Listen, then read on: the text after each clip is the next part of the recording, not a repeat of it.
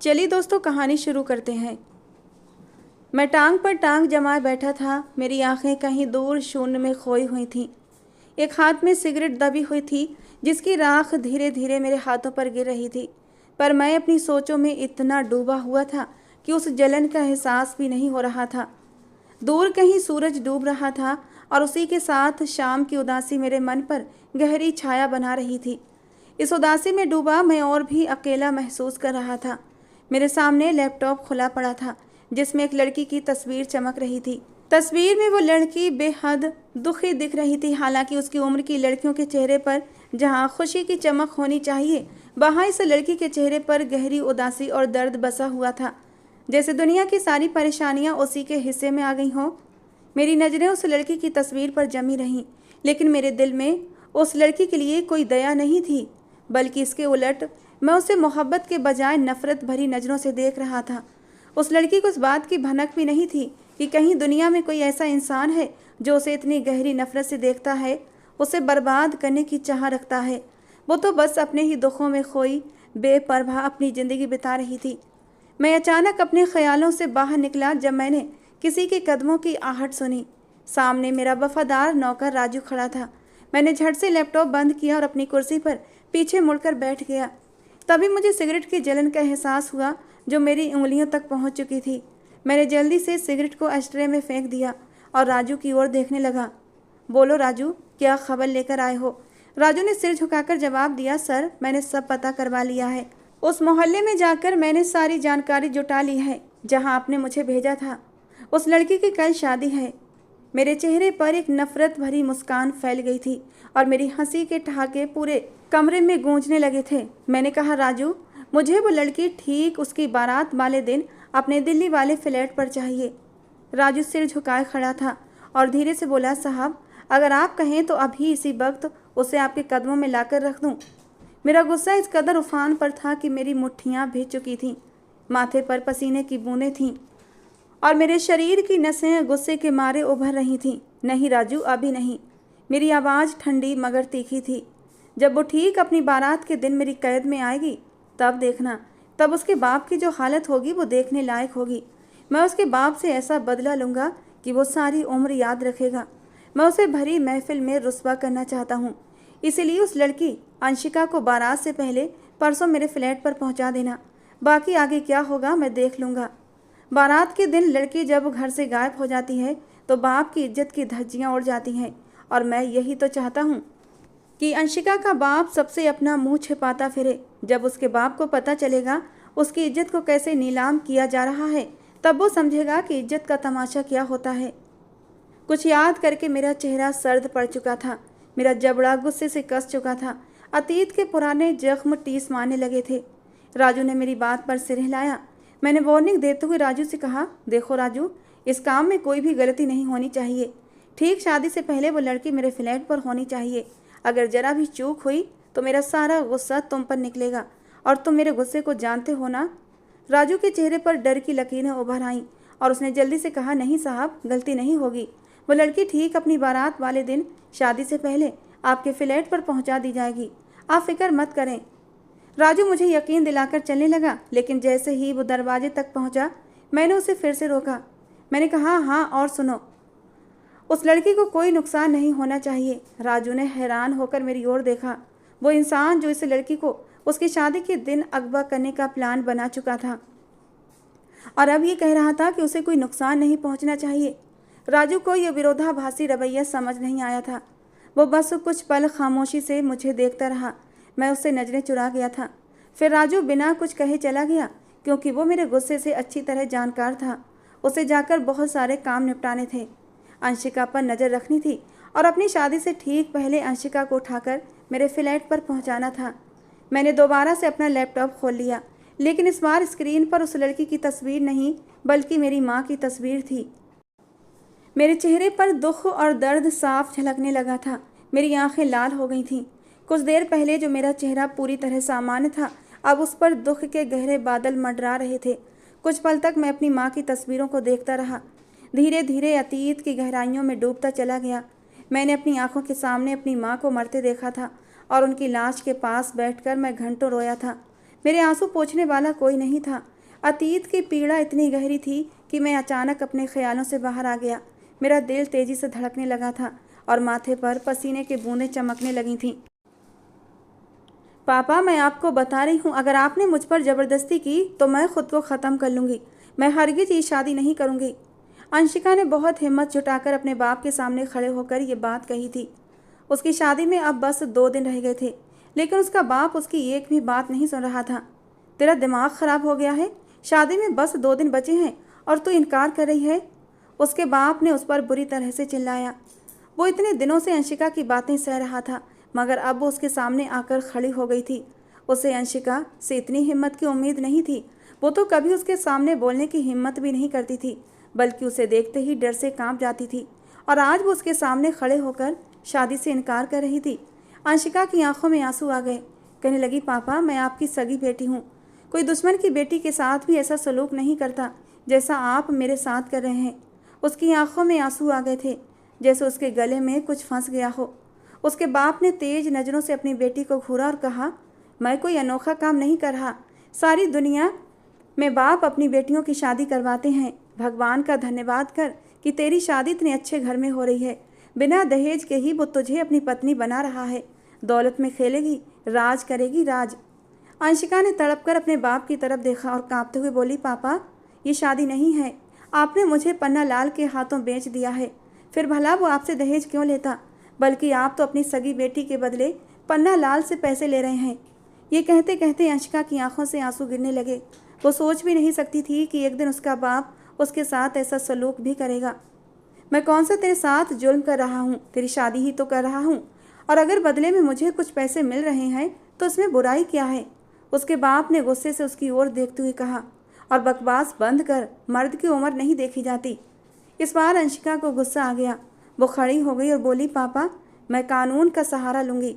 अगर आपने मेरे साथ ज़बरदस्ती की, मैं आपके खिलाफ़ कंप्लेंट करूँगी। ये धमकी सुनकर उसके बाप का गुस्सा 7वें आसमान पर पहुँच गया था। उसकी आंखों में खून उतर आया। वो एकदम उठकर खड़ा हुआ और एक जोरदार थप्पड़ अंशिका की गाल पर दे मारा। थप्पड़ इतना तेज था कि वो लड़खड़ाकर पीछे ज़मीन पर गिर पड़ी। उसका सर सोफे के सामने पड़ी टेबल से जा टकराया। दर्द की तेज लहर उसके सर से उठने लगी थी, लेकिन उसके बाप को कोई परवाह नहीं थी, बल्कि उल्टा उसका बाप गुस्से से चिल्लाया, ज़्यादा बकवास करने की ज़रूरत नहीं है। इस बात को अपने दिमाग से निकाल दे कि तेरी शादी पन्ना लाल से नहीं होगी। हर कीमत पर तेरी शादी पन्ना लाल से ही होगी। ये बात लिख कर रख ले। अगर तूने कुछ भी गड़बड़ करने की कोशिश की तो मैं तेरा बहुत बुरा अंजाम करूँगा। मैं अपने हाथ आई रकम को खोना नहीं चाहता। अंशिका ने अपने दुखते सर पर हाथ रखा तो उसे उसके हाथ पर कुछ गीला गीला सा महसूस हुआ।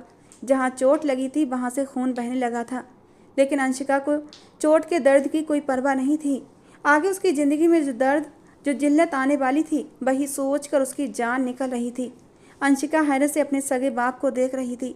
वो तो रोना तक भूल चुकी थी। उसका बाप गुस्से में घर से निकल गया। अपने बाप के जाने के बाद अंशिका बिलख बिलख कर रो रही थी। अंशिका को अपनी माँ की बहुत याद आ रही थी, जिनका देहांत कुछ साल पहले हो चुका था। जब तक उसकी माँ जिंदा थी, वो अंशिका को उसके बाप के जुल्मों से बचाती थीं। इसी कारण अंशिका का बाप अक्सर उसकी माँ पर हाथ उठाता था। सुरेश, अंशिका का बाप, एक पत्थर दिल और जालिम इंसान था। उसे औरतों की इज्जत करना नहीं आता था। उसके लिए अपनी मनमानी करना ही सबसे बड़ा शौक था। उसकी सोच थी कि औरतें मर्दों के पैर की जूती हैं और उन्हें अपने काबू में ही रखना चाहिए। अंशिका का बाप अंशिका की माँ पर बेतहाशा जुल्म करता था, उस पर हाथ उठाता। अंशिका की माँ उसके जुल्मों को बर्दाश्त नहीं कर सकी और इस दुनिया से ही चली गई। अंशिका सब जानती थी कि उसकी माँ की मौत के पीछे उसके बाप का हाथ था, मगर फिर भी अपने बाप के सामने खड़े होने की हिम्मत नहीं कर पाती थी। पूरी रात अंशिका रोती रही। उसके पास कोई अपना नहीं था जिसे लिपट कर वो अपने दिल का बोझ हल्का कर सके। कुछ पल के लिए उसके दिमाग के पर्दे पर एक धुंधली सी तस्वीर लहराई थी, जो कहता था, अंशिका, तुम रोया मत करो, तुम्हारे आंसू मेरे दिल पर लगते हैं, मैं तुम्हें कभी रोने नहीं दूंगा। वो धुंधली सी याद आते ही अंशिका और भी तड़प तड़प कर रो रही थी। कहाँ चले गए तुम? तुमने वादा किया था कि तुम मुझे रोने नहीं दोगे। देखो तुम्हारी अंशिका कितना रो रही है। आकर अपनी अंशिका के आंसू पोंछ दो। मेरे सगे बाप को मेरी परवाह नहीं थी। वो अभी भी अपनी बेटी को अपने दोस्त पन्ना लाल के हाथों बेच रहा था। पन्नालाल की उम्र यही कोई 50 साल रही होगी। उसके बच्चे भी अंशिका से बड़े थे। शादी का नाम बस दिखावे के लिए दिया गया था, क्योंकि असल में तो ये एक सौदेबाजी थी। पन्नालाल की ये तीसरी शादी थी। उसकी दोनों पत्नियां पहले ही गुजर चुकी थीं। अंशिका के बाप सुरेश को इस सौदे से बड़ी रकम मिली थी और वो बेहद खुश था। पन्नालाल अंशिका की खूबसूरती पर फिदा हो गया था और इसी वजह से उसने सुरेश से सौदा कर लिया था। आज अंशिका की बारात का दिन था। सुरेश की फरमाइश पर उसे पार्लर भेजा गया था ताकि उसे पूरी तरह दुल्हन की तरह तैयार किया जा सके। हालांकि सुरेश खुद इतने पैसे खर्च करने के हक में नहीं था, लेकिन पन्नालाल ने उसे यकीन दिलाया था कि वो सारा खर्चा खुद उठाएगा, बशर्ते अंशिका पूरी तरह दुल्हन बनकर तैयार होनी चाहिए। अंशिका पार्लर में एक लाश की तरह बैठी हुई थी। उसे तैयार तो कर दिया गया था, मगर अब तक उसे कोई लेने नहीं आया था। सुनहरे रंग के चांदी जड़े जोड़े में लिपटी नाजुक श्रृंगार में वो बहुत खूबसूरत लग रही थी। ब्यूटिशियन के सधे हुए हाथों से किए गए मेकअप ने उसकी खूबसूरती को और भी निखार दिया था, लेकिन उसकी सादगी और बेबसी ने उस खूबसूरती में भी एक अजीब दर्द भर दिया था जो किसी का भी दिल चीर सकता था। तभी पार्लर में काम करने वाली एक लड़की ने आकर उसे बताया कि उसे लेने के लिए कुछ लोग आए हैं। अंशिका ने लहंगा संभालते हुए पार्लर से बाहर कदम रखा। सामने कीमती महंगी गाड़ी खड़ी थी। अंशिका ने उस गाड़ी को देखा और फिर दूसरी तरफ नज़र दौड़ाई, लेकिन वहाँ कोई दूसरी गाड़ी नहीं थी। उस काली गाड़ी से कुछ वर्दीधारी लोग बाहर निकले थे। अंशिका का दिल डूबने लगा। वो अंदर वापस जाने का सोच ही रही थी कि पीछे से किसी ने उसके मुंह पर एक रुमाल रख दिया जिसमें बेहोश करने वाली दवा का छिड़काव किया गया था। अंशिका कुछ ही पलों में बेहोश हो गई थी और उसे गाड़ी की पिछली सीट पर लिटा दिया गया। गाड़ी हवा से बातें करती हुई तेजी से शहर के बाहर निकल आई थी। राजू उसे सावेश के बताए फ्लैट पर ले आया था, लेकिन अब वो परेशान था क्योंकि अंशिका को होश नहीं आ रहा था। उसने डर से कई बार जाकर अंशिका के कमरे में देखा था, मगर कोई बदलाव नहीं था। इधर मैं अपने कमरे में बेचैनी से चक्कर काट रहा था। राजू के कॉल का इंतजार कर रहा था कि उसने काम अंजाम तक पहुंचाया या नहीं। अचानक मेरा फ़ोन बजा और स्क्रीन पर राजू का नाम चमकने लगा। मैंने तुरंत फ़ोन उठाया और घबराते हुए बोला, हेलो, कहाँ हो? दूसरी तरफ से राजू की घबराई हुई आवाज़ आई, साहब जी, मैंने लड़की को आपके बताए हुए फ्लैट पर पहुंचा दिया है। लेकिन सुनते ही मेरा दिल धड़क उठा। लेकिन क्या राजू? तुम सही वक्त पर शादी से पहले उसे लेकर आए तो थे ना? राजू ने घबराते हुए जवाब दिया, जी साहब जी, मैं शादी से पहले ही लड़की को ले आया था, लेकिन एक गलती हो गई है। पता नहीं कैसे अंशिका बीबी होश में नहीं आ रही। मैंने बहुत कम बेहोशी वाली दवा मिलाई थी, फिर भी वो जाग नहीं रही। राजू की बात सुनकर मेरा गुस्सा फट पड़ा था। मैंने उसे पहले ही कहा था कि अंशिका को कोई नुकसान नहीं पहुंचना चाहिए। मैं उसके बाप से बदला लेना चाहता था और इसके लिए मुझे अंशिका का इस्तेमाल करना था, लेकिन अंशिका को कोई तकलीफ़ हो ये मैं बर्दाश्त नहीं कर पा रहा था। लेकिन मेरे दिल ने अचानक कहा कि अंशिका मरे या जिए तुम्हें क्या फ़र्क पड़ता है? तुम्हें तो बस अपनी माँ का बदला लेना है। कौन सा तुम्हारा उस लड़की के साथ कोई रिश्ता है? लेकिन कहीं ना कहीं एक बेनाम सा रिश्ता अंशिका के साथ जुड़ा हुआ था और उसकी तकलीफ़ देखकर मेरा दिल तड़प उठा था। मैंने झट से कहा, जल्दी से डॉक्टर को बुलाओ, मैं बस अभी पहुंचता हूं। जब मैं फ्लैट पर पहुंचा तब तक डॉक्टर आ चुका था और अंशिका का चेकअप कर रहा था। डॉक्टर ने कहा, चिंता की कोई बात नहीं, इन्हें थोड़ी देर में होश आ जाएगा, लेकिन इनके सर पर गहरी चोट है और ये शायद किसी डिप्रेशन का शिकार भी हैं। वो दवाइयाँ लिखकर और इंजेक्शन देकर चला गया था, लेकिन मैं वहीं कमरे में रुक गया। कमरे में अब सिर्फ मैं और अंशिका थे। अंशिका बेहोशी की हालत में बेड पर लेटी हुई थी और दुल्हन के रूप में उसकी खूबसूरती दिल को चीरने वाली थी। मेरा दिल तेज़ी से धड़कने लगा था। मैंने सोचा नहीं था कि 15 साल बाद अंशिका इतनी खूबसूरत हो जाएगी। 15 साल पहले वो एक छोटी सी बच्ची थी और अब जवानी की दहलीज पर खड़ी थी। उसके गालों पर बालों की एक लट गिर रही थी। बेध्यानी में मेरा हाथ उठा और मैंने उसकी लट को हटाने की कोशिश की। जैसे ही मेरे स्पर्श को उसने महसूस किया तो उसने झट से आंखें खोल दी। मुझे देखकर वो घबरा गई और बोली, तुम कौन हो? मुझे यहाँ लेकर क्यों आए हो? और फिर अचानक ही मेरी आंखों में फिर से मेरी माँ का चेहरा लहराने लगा और गुस्से से मेरी रगें फटने लगीं। मैंने अंशिका का बाजू पकड़ कर कहा, होश में आ जाओ, तुम अब मेरे कमरे में हो और मैं तुम्हारे बाप से बदला लेने आया हूँ। तुम्हारे बाप की वजह से मेरी माँ तड़प तड़प कर मरी थी। तुम्हारे बाप की वजह से मैं अनाथ हो गया था। अब जब तुम्हारे बाप को ये पता चलेगा कि उसकी बेटी बारात के दिन गायब हो गई है तो सब लोग उस पर थू थू करेंगे। तब उसे समझ आएगा दर्द क्या होता है।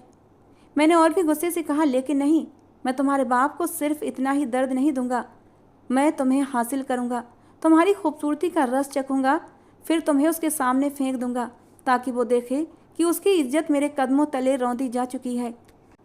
नफरत और गुस्से ने मुझे अंधा कर दिया था।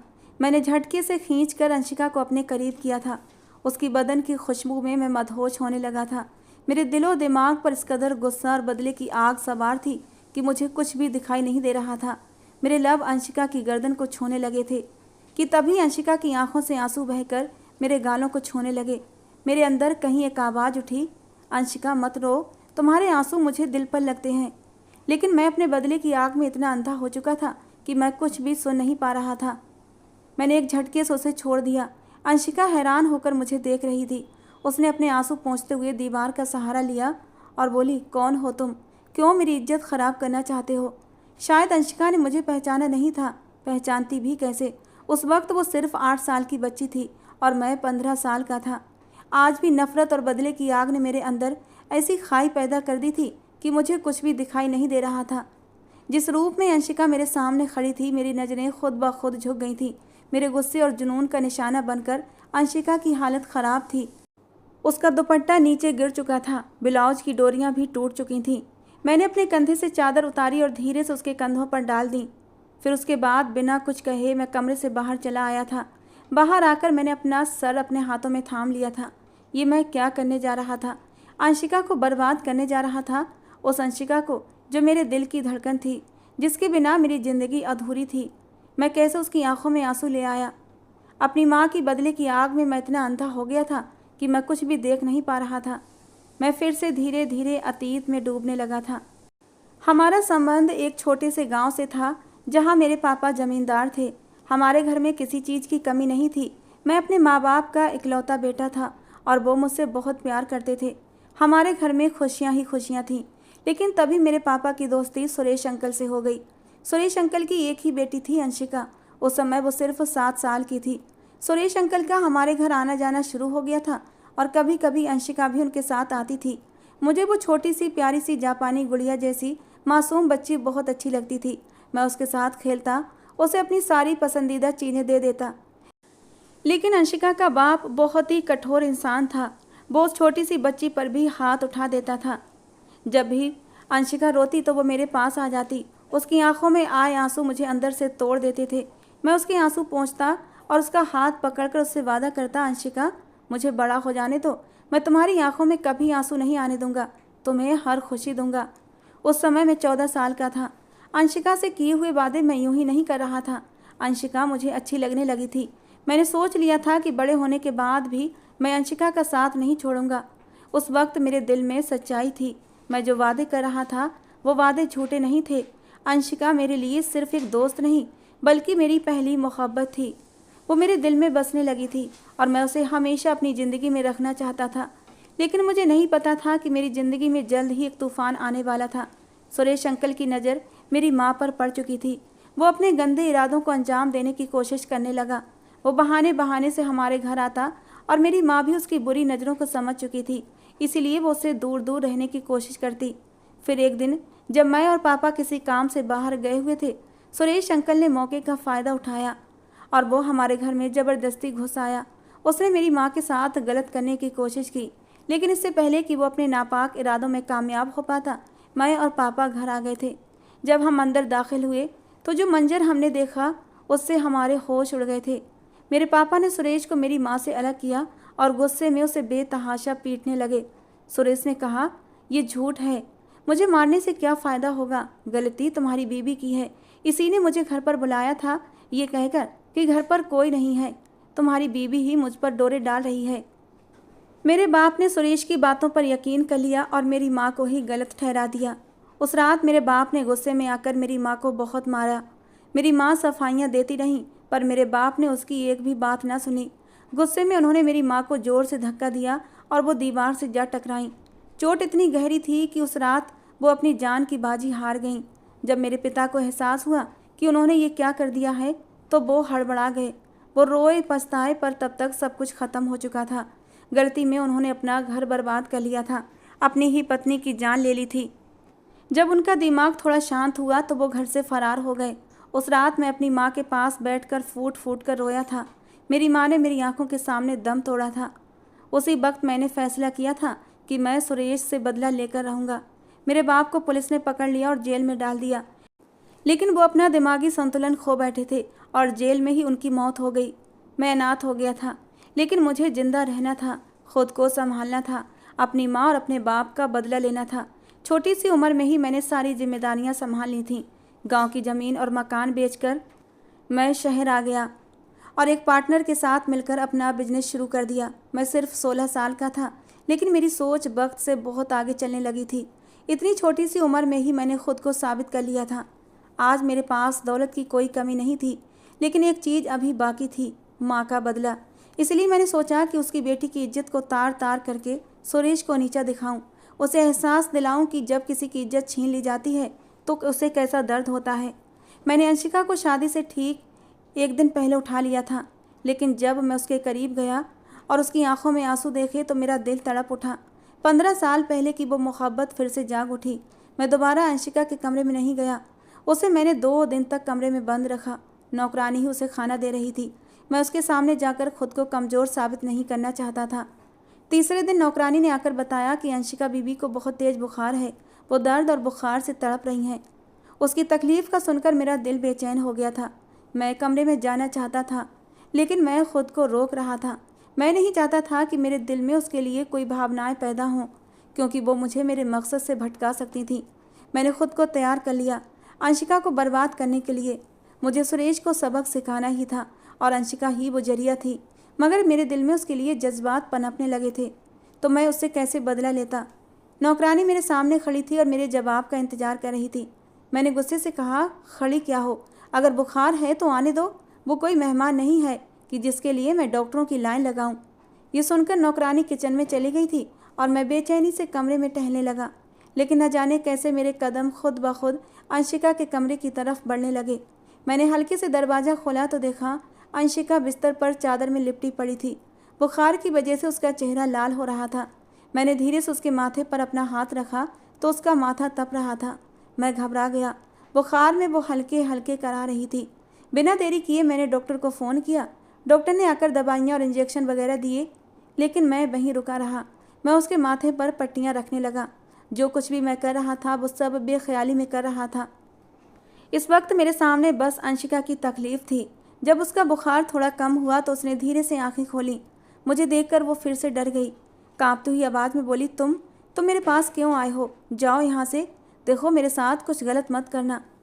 मैंने शांत स्वर में कहा, चुपचाप लेटी रहो, तुम्हें बुखार है और अभी तुम्हें अपना दिमाग चलाने की ज़रूरत नहीं है। मैंने उसे दवाइयाँ दी और जग से पानी गिलास में डालने लगा। वो अब मुझे गौर से देख रही थी, जैसे मुझे पहचानने की कोशिश कर रही हो।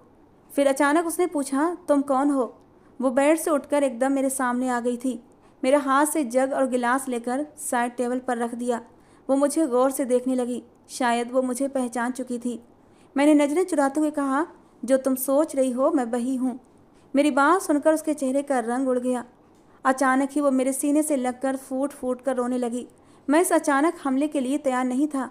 वो कितनी ही देर तक मुझसे लिपटी रही और मैंने भी उसे खुद से अलग नहीं किया था। फिर वो दर्द भरी आवाज़ में बोली, साबिश, कहाँ चले गए थे तुम? मैंने तुम्हें कितना याद किया। तुम्हारे बिना कुछ भी अच्छा नहीं लगता था। तुम्हारे जाने के बाद मेरी माँ इस दुनिया से चली गई। पापा बहुत बुरे थे। उन्होंने माँ को इतनी तकलीफ़ें दी कि वो बीमार होकर चल बसी। माँ के जाने के बाद पापा ने मुझ पर भी अपने जुल्मों का पहाड़ तोड़ दिया। मैंने बहुत तकलीफ़ें झेली हैं साबिश। बस तुम्हारी मोहब्बत ही मेरा सहारा थी। मैंने हमेशा सोचा था कि एक दिन तुम लौट आओगे और मुझे अपने साथ ले जाओगे। तुमने वादा किया था ना कि तुम मुझे कभी रोने नहीं दोगे। लेकिन फिर एक झटके से वो मुझसे दूर हो गई। उसकी आंखों में अब भी आंसू थे। वो भर्राई हुई आवाज़ में बोली, लेकिन ये सब क्या है? तुमने मुझे अगवा कर लिया, मेरी इज्जत ख़राब करना चाहते हो।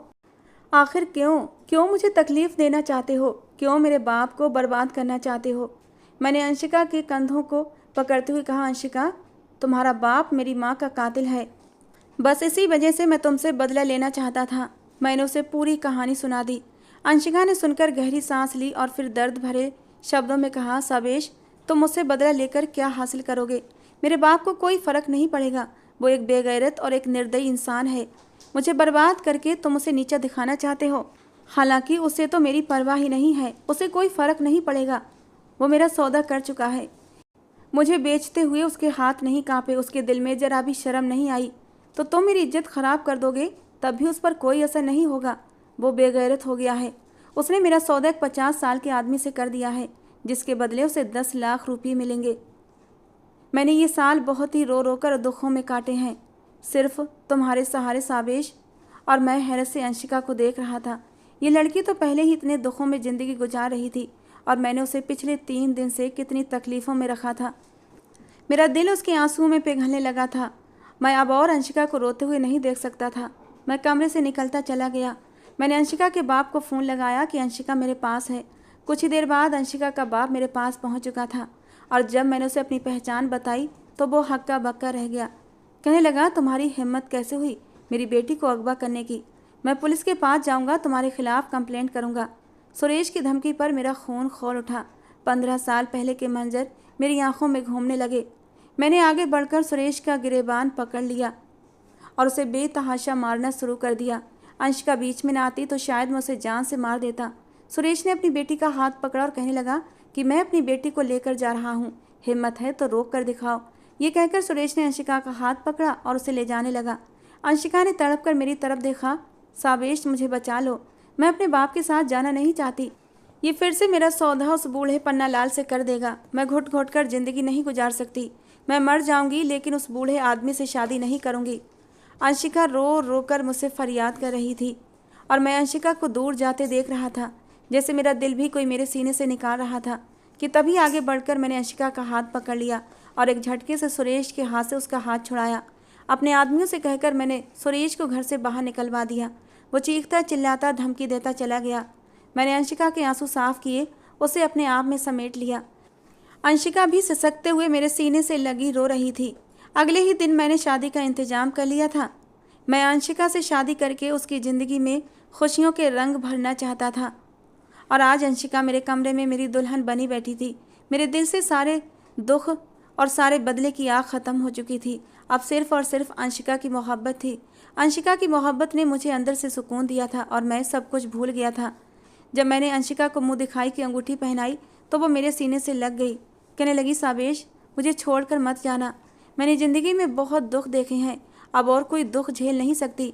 अंशिका से मैंने वादा किया कि अंशिका, जो वादा मैंने बचपन में किया था वो मैं वादा फिर से करता हूँ, तुम्हें कभी कोई दुख नहीं आने दूंगा।